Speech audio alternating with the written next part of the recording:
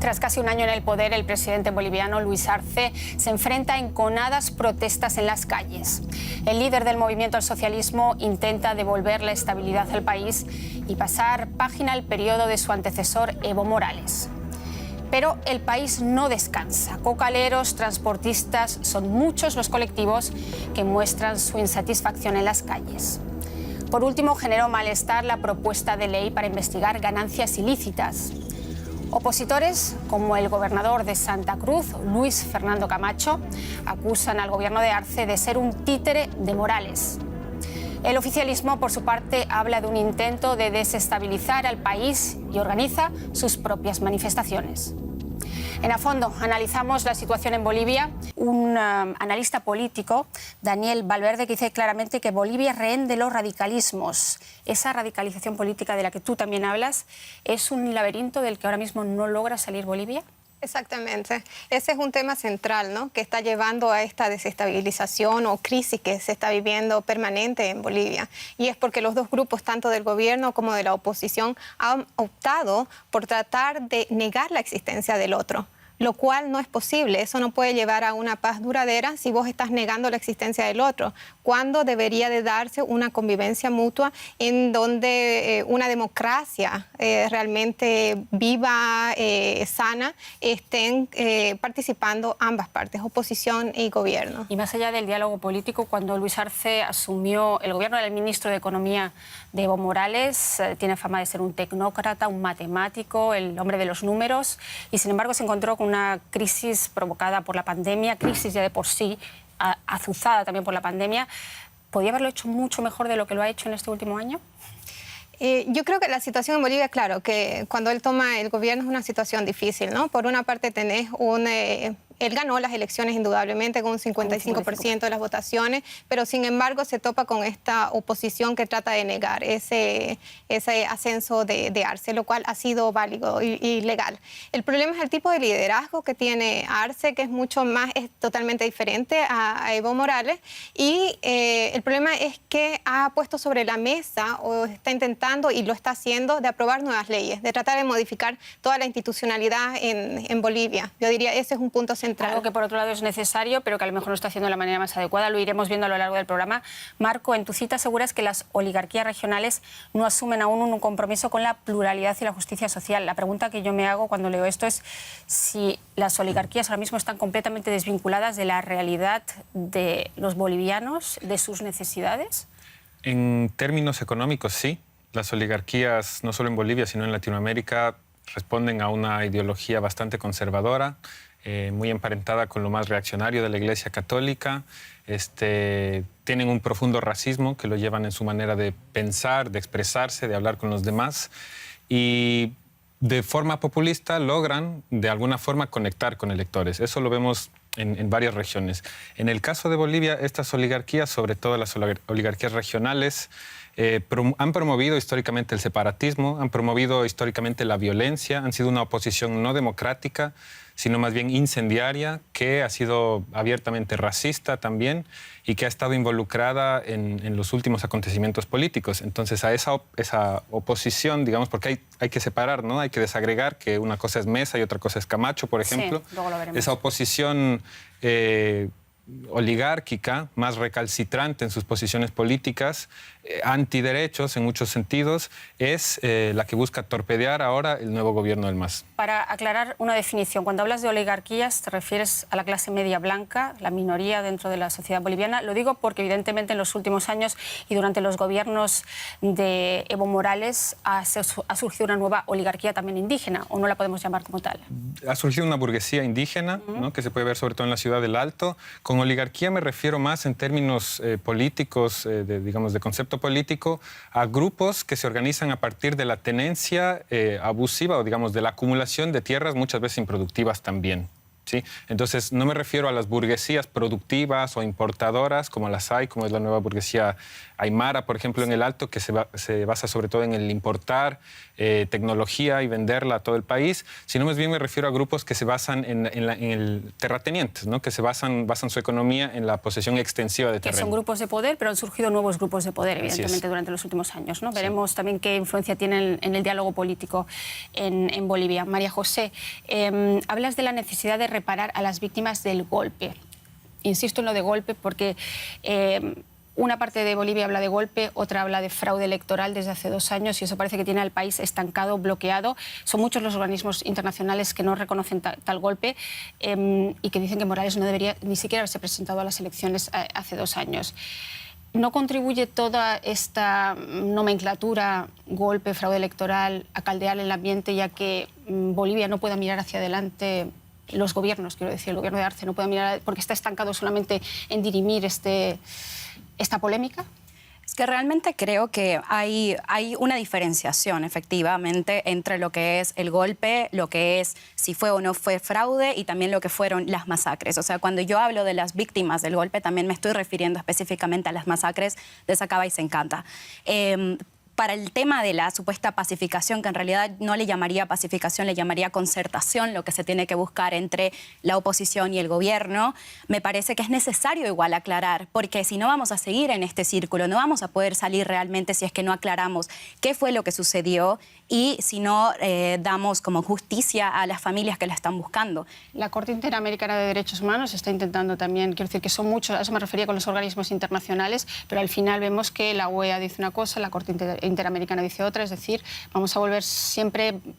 Hay 2 visiones de lo que ocurrió hace 2 años, ¿no? Efectivamente, y son visiones totalmente políticas. Entonces, también ahí tenemos que ver cuáles son las necesidades geopolíticas o por qué es que la OEA tiene esta manera de referirse a lo que está sucediendo en Bolivia, por qué la CIDH tiene otra. Igual, en este momento, yo me estoy basando totalmente en los informes de la CIDH y también, por ejemplo, del informe de los investigadores independientes que llegaron recién a Bolivia y que se hizo una declaración oficial que se necesita hacer una reparación y que estas situaciones de uso extremo del poder estatal que se dieron en el momento en el que Yanine Áñez le dio amnistía a las Fuerzas Armadas, se trata de una masacre. Yo tengo que decir aquí, el CIDH, eso refleja solamente los hechos de masacre. No es que ellos estén diciendo o aceptando que ahí hubo golpe de Estado, porque en Bolivia no hubo golpe de Estado si nosotros vemos al menos algunos elementos constitutivos del golpe de Estado. ¿Quiénes fueron los actores? ¿Cómo es la planificación? ¿Cuáles son los efectos? ¿La legalidad? O sea, si empezamos a analizar el tema de golpe de Estado, en Bolivia no hubo golpe de Estado, sino que es una movilización política que logró sacar a Evo Morales del poder. Marco, tú también, porque yo veo que no quiero... Es muy interesante, sin duda, este debate, pero tampoco quiero que monopolice el programa. ¿Y algo al respecto? Sí, estamos entrando como en el meollo del asunto, ¿no? Yo creo que más allá de la nomenclatura, como decías tú, de política que se le dé, más allá de la terminología política de si fue golpe o no fue golpe, hay que analizar los hechos, ¿no? Y es cierto que la CIDH no ha declarado que fue un golpe de Estado, sino ha declarado que son unas masacres, lo que han ocurrido en Sacaba y Sencata. Y que tiene que ser... 11 muertos en Sacaba. Exacto, que tiene que ser... 11 muertos en Sencata. La Clínica Internacional de Derechos Humanos de la Universidad de Harvard también advirtió que el gobierno de Áñez vulneró los derechos humanos y que el decreto, lo que mencionaba María José, el decreto 4078 le dio amnistía a los militares y a los policías para cometer esta masacre. Eso es un tema. Después, si hay una narrativa que se sostiene menos que la del golpe, es la del fraude. ¿Ya? Porque la OEA jugó un rol político allí al anunciar que había fraude cuando no lo hubo, cuando estudios internacionales han demostrado que no hubo fraude. Todo eso no quita que la reelección de Evo Morales haya sido problemática, que el referéndum del 21F no haya sido problemático. Estudios internacionales, el informe de la OEA son más de 200 páginas, ¿no? De informe donde se refleja todas las irregularidades de fraude. La función de la OEA en todo ese periodo electoral fue muy controvertida. No quiero entrar ahora, pero sí que quiero, para demostrar también que muchos bolivianos están también en esa polémica, en esa controversión, quiero leer lo que dice uno de nuestros usuarios, que es Eduardo F. Dice: ¿a quién le importa si fue o no un golpe de Estado. Concéntrense en el presente y en atender las necesidades actuales e inmediatas del país. El gran problema de América Latina es que gastamos toda nuestra energía en intentar lidiar con problemas de su pasado en lugar de atender sus necesidades presentes. Y al respecto les adelanto que casi el 47% de los que han participado en la encuesta creen que ni gobierno ni oposición se moverán de sus posiciones. Vemos aquí cuán enconadas están. María José, nuevamente te pregunto, ¿no debería de alguna manera el gobierno de Arce también pasar página y no solamente, más allá evidentemente de la reparación de las víctimas, que es un problema que tendrán que dirimir evidentemente los tribunales, pasar página no sería beneficioso para el país? En este momento estamos dentro de, o sea, se ha aperturado un proceso de juzgar el golpe de Estado y al mismo tiempo en este momento se está abriendo otro proceso judicial para juzgar a las personas que han perpetrado las masacres. Entonces, hasta que estos dos procesos judiciales no se lleven a cabo, va a ser muy difícil salir de esto. Efectivamente, sí, me gustaría que se pueda más mirar hacia el futuro, pero también es un tema de resarcimiento, también es bastante político. Entonces, yo sí creo que es necesario tener una aclaración, aunque también estoy viendo que en este momento muchas de las narrativas de este fue golpe o no fue golpe se están llevando a las situaciones de hoy en día. Mucha de esta narrativa, o sea, se está contestando, digamos, que se está viendo qué narrativa gana en este momento. Lo que sí es bastante confuso, pero yo creo que sí es necesario llevar a aclarar muchas de estas situaciones y qué sucedió en qué momento, porque la población lo necesita también. La narrativa, sin duda alguna, una narrativa que polariza al país. El caso es que la crisis de 2019 sigue muy presente, lo vemos. La oposición, liderada por Luis Fernando Camacho, hablaba recientemente de segundo round contra el gobierno de Luis Arce. Recordemos que Camacho fue quien lideró las protestas de 2019 cuando denunció el supuesto fraude electoral que derivó en violencia y sumió al país en una crisis política de la que estamos hablando ahora. Ahora el gobernador de Santa Cruz asegura que la llama de 2019 sigue latente. Vean. Fueron las primeras protestas contra el gobierno de Luis Arce, quien está a punto de cumplir un año en el cargo. Colectivos cívicos de la oposición convocaron a un paro de 24 horas para mostrar su rechazo a la reforma legislativa del gobierno que fue secundado en otras ciudades del país. La oposición acusa al oficialismo de querer instaurar un estado policial y controlar los ingresos de los bolivianos, también de revocar la confidencialidad profesional. El gobierno ha invitado a la oposición a negociar la ley en el Parlamento e insiste en que la propuesta cumple con la Constitución y con los estándares internacionales. Por otro lado, la oposición critica algunos procesos contra líderes opositores y hablan de una persecución política, como en el caso de la expresidenta Yanine Áñez. Dicen que el oficialismo los castiga por el supuesto golpe de Estado en noviembre de 2019 contra Evo Morales, quien dimitió tras un pronunciamiento militar y desórdenes públicos. Las protestas actuales comenzaron pacíficamente, pero terminaron en episodios violentos. El oficialismo también organizó marchas en apoyo al gobierno de Luis Arce, quien acusa a la oposición de querer desestabilizar la democracia en el país. La pregunta es si realmente la oposición busca desestabilizar al país o si realmente esas leyes que al final de momento han sido congeladas, revocadas, ahí están en un veremos, son anticonstitucionales, como dicen desde la oposición. ¿Qué te parece? Sí, a ver, yo creo que está haciendo la oposición un trabajo importante dentro del país de llevar al debate estas nuevas leyes que está tratando de implementar el gobierno de Arce. Eso tiene que darse, eso forma parte de la democracia. Ahora, no vamos a negar también que cierta parte de la oposición está errando el camino a llamar a una renuncia, por ejemplo, por parte del Comité Cívico, llamar a una renuncia de Arce. Si lo que quieren los bolivianos es poder seguir trabajando, lo que quieren es estabilidad, entonces encuentro irresponsable que una oposición esté llamando a renuncia de un presidente que ha sido elegido democráticamente. ¿No? Eso hay que aceptar y hay que aceptar por las dos partes, tanto del gobierno como de la oposición tienen que aceptar las reglas del juego. Cuando la oposición dice que estas leyes siguen el modelo venezolano, que pretenden controlar la vida de todos los bolivianos y demás, y que hay una persecución política, etcétera, etcétera, es justificado. Que están yendo... No, es justificado. Lo que quiero decir es la narrativa de llamar a la renuncia por estas leyes.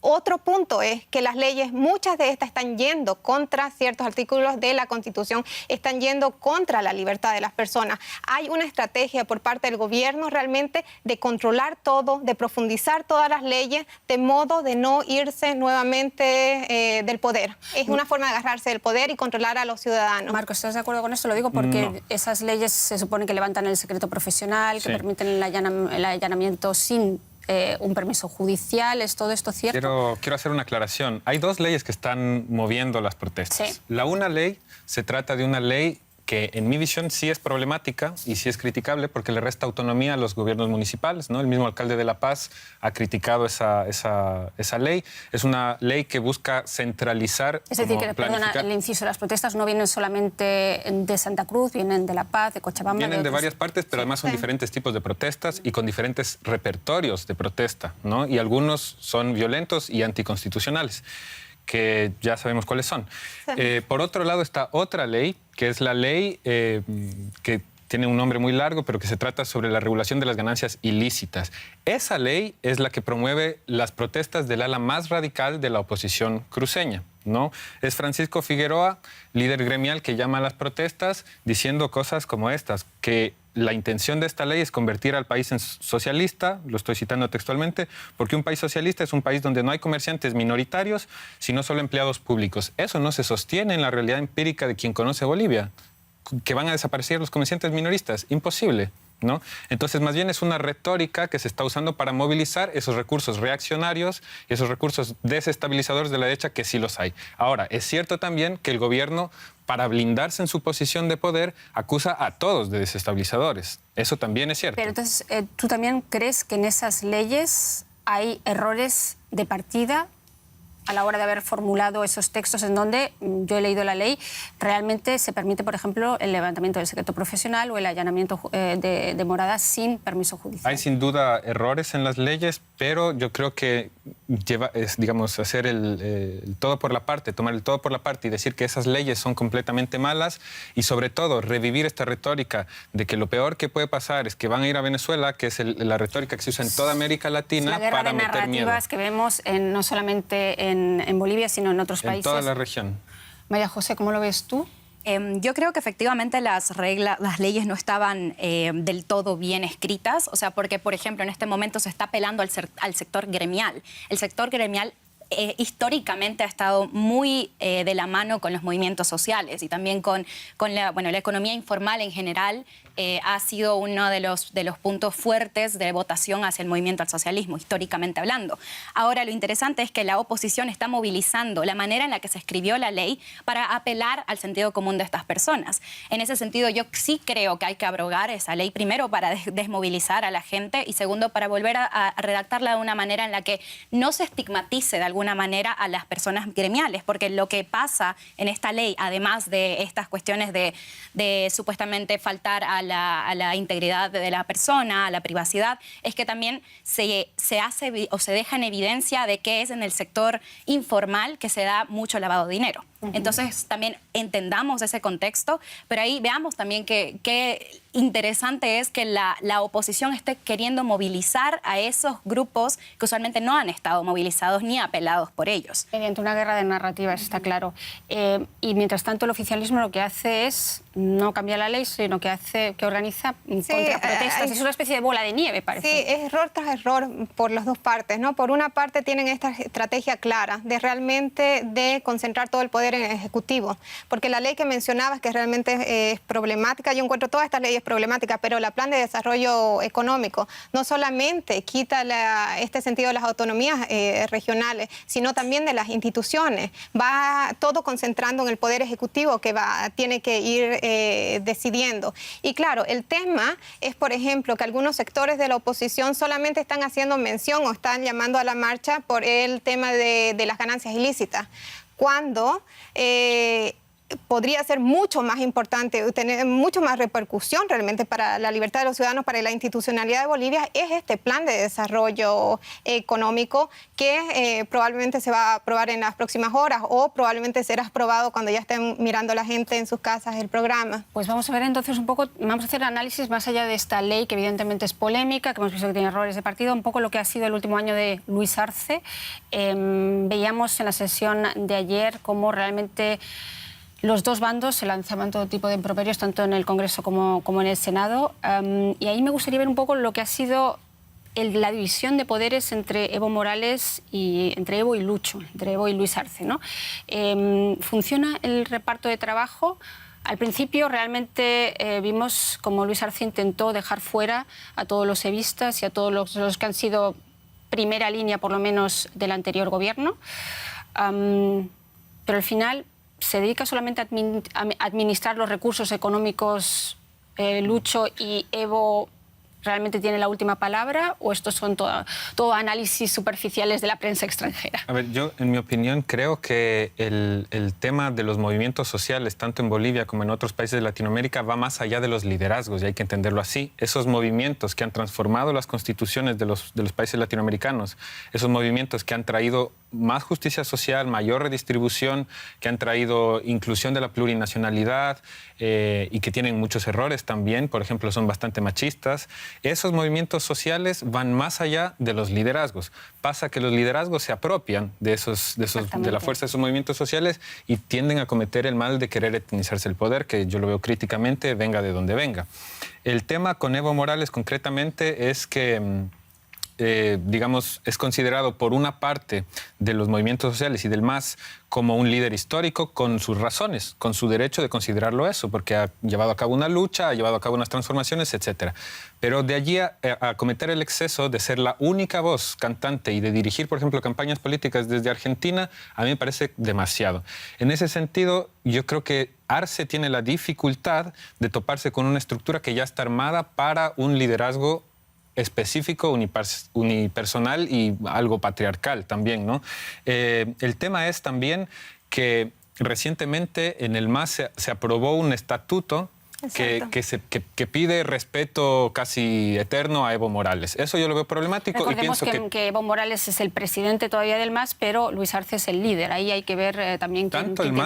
Tanto el MAS como todos los movimientos progresistas latinoamericanos tienen la necesidad de revisarse profundamente, porque la bandera que ellos llevan a cabo, que es la bandera de los de abajo, de los desfavorecidos, la terminan incumpliendo cuando caen en personalismos. Entonces hace falta una crítica interna muy fuerte para transformar esa visión piramidal de entender la política y para entregar el poder realmente a los de abajo, a los que dicen representar. Interesante.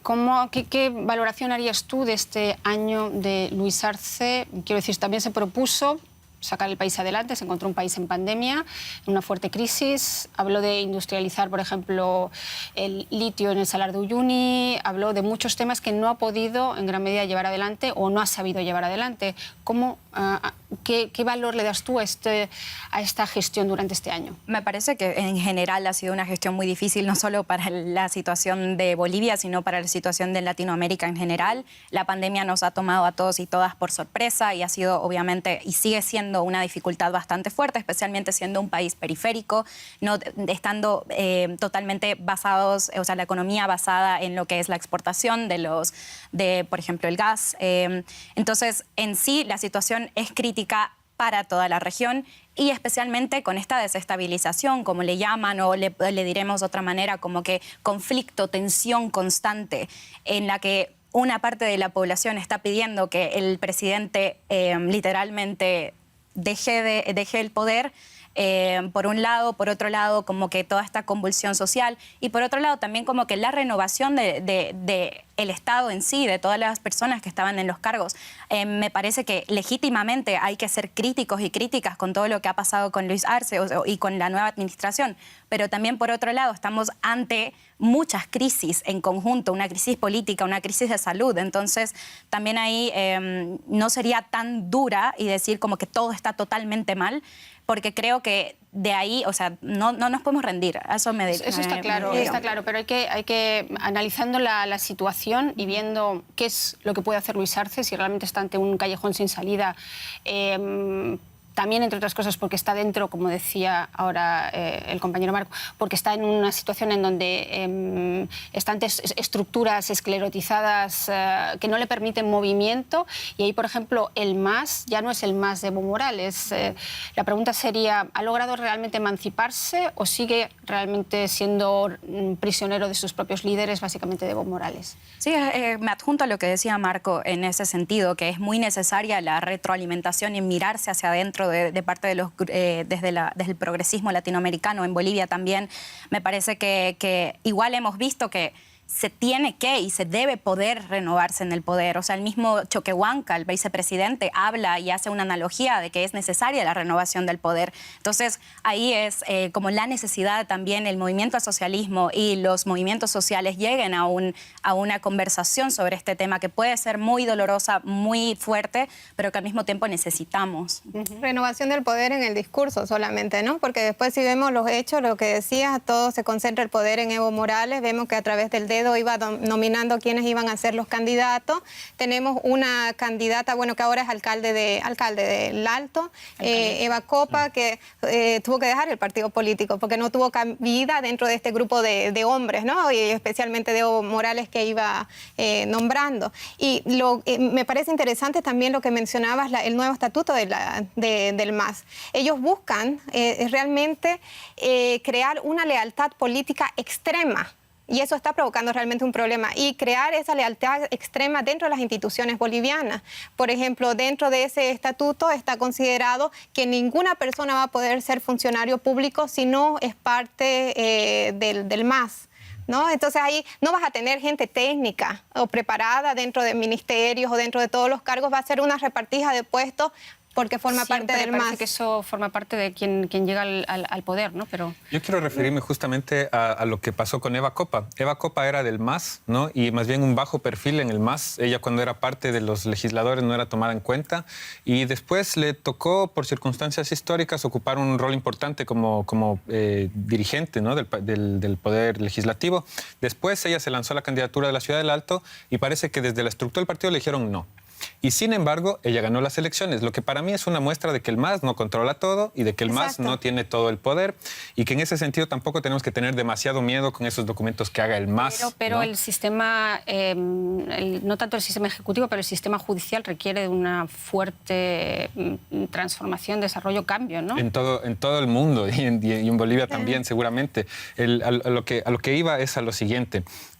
La historia nos enseña en muchísimos casos, en todo el mundo, que cuando un líder, digamos, deja su posición y pasa a alguien más a ocupar ese lugar, generalmente surgen conflictos, no tan, digamos, extremos como el caso Lenín Moreno, Rafael Correa, pero suelen haber conflictos y Arce recién está comenzando su... ¿Ha dejado realmente su posición o es como dice la oposición? Tenemos tiempo para ver, va a haber una pugna de poder interna y tenemos tiempo para ver en favor de quién se resuelve. Yo creo que Arce es una persona que demostró mucha probidad como ministro de Economía. Más allá que no esté de acuerdo con todas sus políticas, creo que los datos hablan a favor de él. De los primeros años de la década entre el 2006 y el 2016, Bolivia fue el país... 2014, ¿no? Que el precio de los recursos naturales estaban altos. Pero todos los países tenían precios altos de los recursos naturales y Bolivia fue el país que recuperó mejor sus reservas, que más redistribuyó. Eso lo dicen los números, ¿no? Eso, entonces, yo digo, tiene sus méritos Arce y por lo mismo esperamos que sus méritos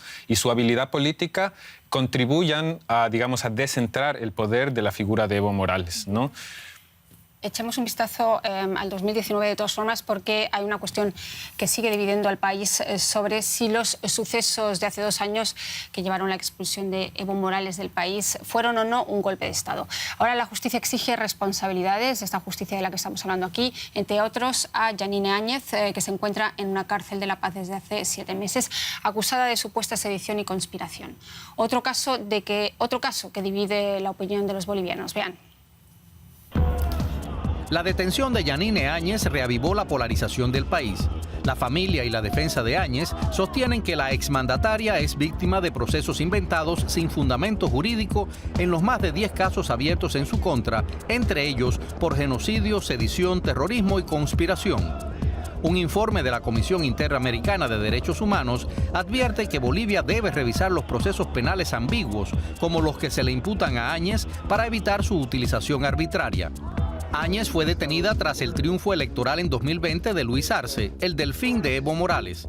El expresidente y candidato a la presidencia, Carlos Mesa, dijo en junio pasado que también teme ser arrestado. El líder de la oposición hizo estas declaraciones tras ser citado por la Fiscalía a declarar en el caso que investiga el supuesto golpe de Estado que sacó del poder a Evo Morales.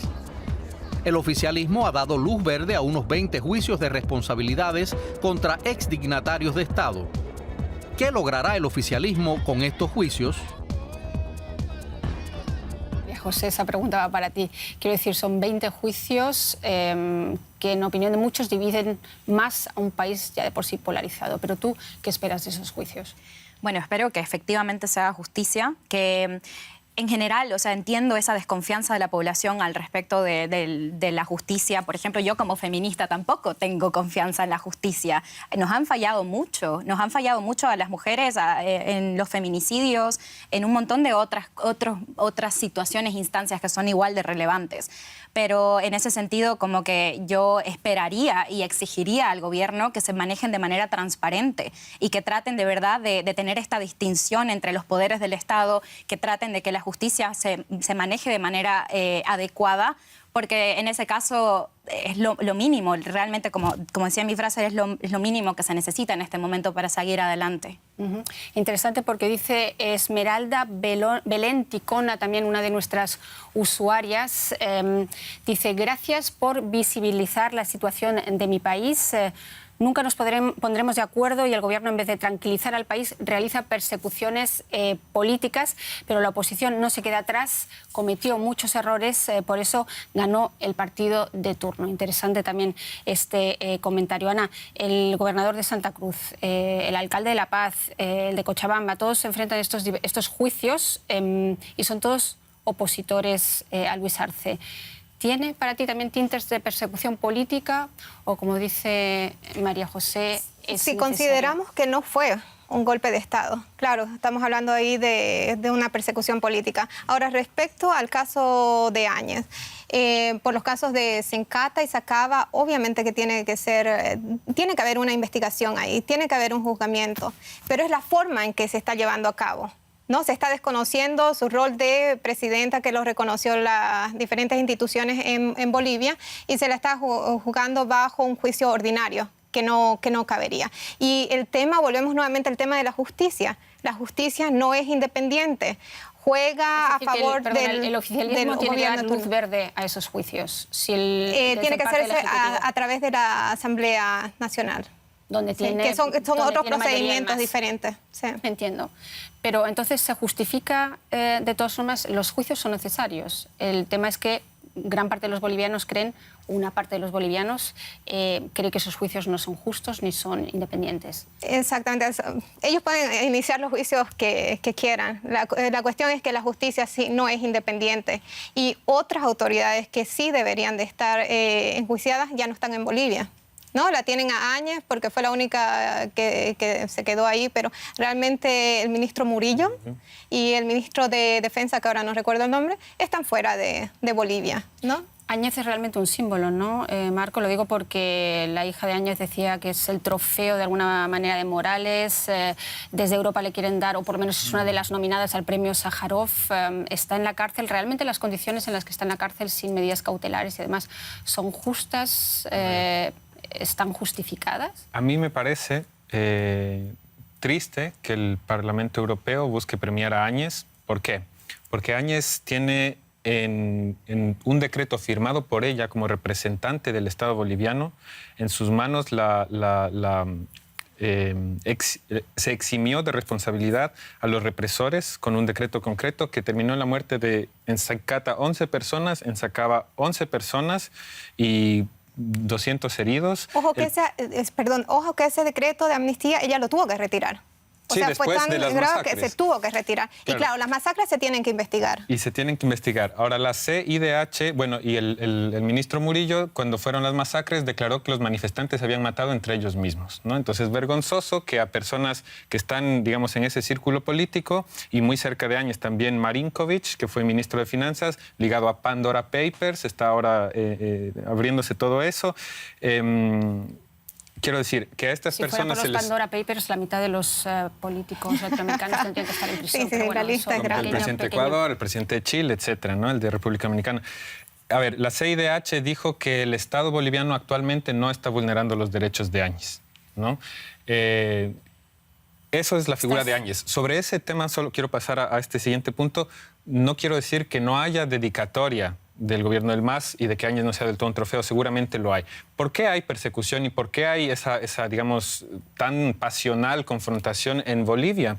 No tiene que ver solo con un estilo de gobernar u otro, porque la oposición es completa, al menos las alas más radicales de la oposición son violentas también, desestabilizadoras, antidemocráticas, racistas, etcétera. Entonces yo sí creo que tendríamos que preguntarnos, no nos da el tiempo en un programa así, pero tendríamos que preguntarnos cuáles son las raíces profundas de esa conflictividad. ¿Por qué Bolivia es un país partido en dos, o en tres, o en cuatro? ¿Por qué Bolivia es un país con tanta tensión? Y esas raíces son profundamente históricas, tienen que ver con un racismo centenario. Hasta 1952 los indígenas no podían entrar a la plaza central de la ciudad de La Paz. Entonces, estamos hablando de un conflicto que tiene no 5 años, no 10 años, tiene 500 es evidente años. que todos los conflictos tienen raíces profundas y son muy complejos de analizar. Aquí estamos solamente intentando, desde este último año de Arce, hacer una especie de análisis, ¿no? Pero... Y en ese mismo sentido, solo quiero decir, las raíces profundas de la tensión política tan fuerte en Bolivia son ese racismo centenario que se sigue expresando hoy, por eso es relevante tratarlo en la actualidad. Y una desigualdad social terrible, ¿no? Pero por ello tienen que, una vez que llegan nuevamente al poder el partido del MAS, la pregunta que nos hacemos y que deben hacerse las instituciones es: ¿no hay que respetar con todas las medidas cautelares o tratar a todos los presos por igual, sean de un partido político? Eso sería lo ideal, ¿no? Pero eso lamentablemente no sucede ni en Bolivia ni en ninguna parte del mundo. Eso no tiene que ver con que sea izquierda o derecha. Pero el caso de Bolivia es especial. O sea, la justicia no es para nada independiente. Y hay una ley de 2014, no sé el año específico, pero que se aprobó durante el gobierno de Evo Morales, en el cual se sacó a todos los jueces que estaban con un cargo permanente, se los sacó fuera. Y tenemos como el 80% de los jueces en Bolivia que tienen solamente una posición temporal. Eso significa, si ellos decretan, si ellos sentencian algo que no les gusta mucho al gobierno, pueden perder su puesto. Y eso es algo muy, muy grave dentro del sistema judicial en Bolivia. Escuchar también tu opinión al respecto, María José. ¿El Poder Judicial en Bolivia es especialmente sumiso al poder? Yo diría que sí, que es muy necesario reformarlo y mirarlo profundamente. Por una cuestión que sí, que va y traspasa al oficialismo actual, sino que viene de una larga data, de un conflicto de Estado, o sea, de lo que es el Estado, qué significa, a quién sirve. Todavía seguimos, yo diría, bajo un Estado burgués, todavía seguimos bajo un Estado republicano, a pesar de que se haya refundado, a pesar de que ahora sea un Estado plurinacional. Es una cuestión que no solo tiene que ser el trabajo del MAS, sino el trabajo de todos y todas las bolivianas, en articulación con los movimientos sociales, porque yo creo realmente que el proceso de cambio va mucho más allá que el movimiento al socialismo y el instrumento político por la soberanía de los pueblos. Va mucho más allá, y eso también viene con una reforma de la justicia, de los poderes, o de entender qué es el Estado en sí. Pues se nos está acabando el tiempo y sé que todos queréis hablar, se nos acaba el tiempo, así que quizás, y así los tres os podéis desahogar, vamos a ver cómo va a enfrentar este enfrentamiento, esta dicotomía, esta polarización ahora mismo, las protestas. Es decir, ¿qué poder real tiene ahora mismo Luis Arce para, uno, reformar la justicia, dos, esa pregunta que hemos hecho al principio del programa tan difícil, volver a una cierta concordia social ahora mismo en Bolivia? Empezamos por ti, Ana. Tiene que darle cabida a la oposición. No se pueden estar aprobando leyes de madrugada. El segundo es escuchar a las bases. La gente está hablando y constitucionalmente está aprobado eso. Toda ley tiene que haber una socialización de las leyes. Y esa estrategia de concentración del poder en el Ejecutivo puede destruir el país. O sea, eso no va a dar ninguna tranquilidad o estabilidad al país mientras continúen bajo esa estrategia. Bueno, yo pienso que hay que desagregar la oposición, porque mientras la oposición más extremista está llamando a movilizarse por la libertad, la democracia y que Bolivia es un país que cree en Dios, ¿no? Que ha tenido esa misma oposición gestos de violencia contra la huipala, gestos de alzar la Biblia de nuevo en un Estado laico. Digamos, hay que diferenciar esa oposición de una oposición con la que sí efectivamente se puedan dar procesos de pelea, pero democrática, ¿no? Y bajo las normas constitucionales. Eso sería lo ideal. Ahora, el tema es que hay mucho poder discursivo, sobre todo desde el sector de Camacho, para tratarse de aprovechar de estas dos leyes que deben tener sus errores, que a lo mejor deben ser discutidas, incluso derogadas, pero que se está aprovechando para meter allí todo este discurso de que vamos a pelear el último round por la libertad y la democracia, ¿no? La bandera venezolana de nuevo. Exacto. Y cubana. Muy bien, me gustaría también escuchar a María José. A mí me gustaría, o sea, me parece que sería pertinente, primero que nada, entender Bolivia en su contexto, entonces entender las complejidades y entender que no se puede solucionar todo con simplemente 3 acciones. O sea, es mucho más trascendental. Es una cuestión que va tan solo, o sea, como de la corta memoria a la larga memoria, como decía Marco, al respecto del tema de racismo, el tema de la desigualdad social. O sea, son temas mucho más profundos de lo que se puede realmente resolver en un momento como este. Ahora, algo que sí me gustaría mencionar es que sería bastante pertinente como que entender ¿quiénes son estos actores oligárquicos de derecha que están queriendo desestabilizar? Porque si están pidiendo la renuncia del presidente un día como hoy, como ayer, es necesario como que entender que si queremos llegar a una concertación y a una democracia, esas voces deberían realmente reflexionar el lugar, o sea, lo que está pasando y dónde están paradas y en qué país están. Bueno, aquí lo tenemos que dejar en estas narrativas. Muchísimas gracias a los 3 por estar aquí hoy.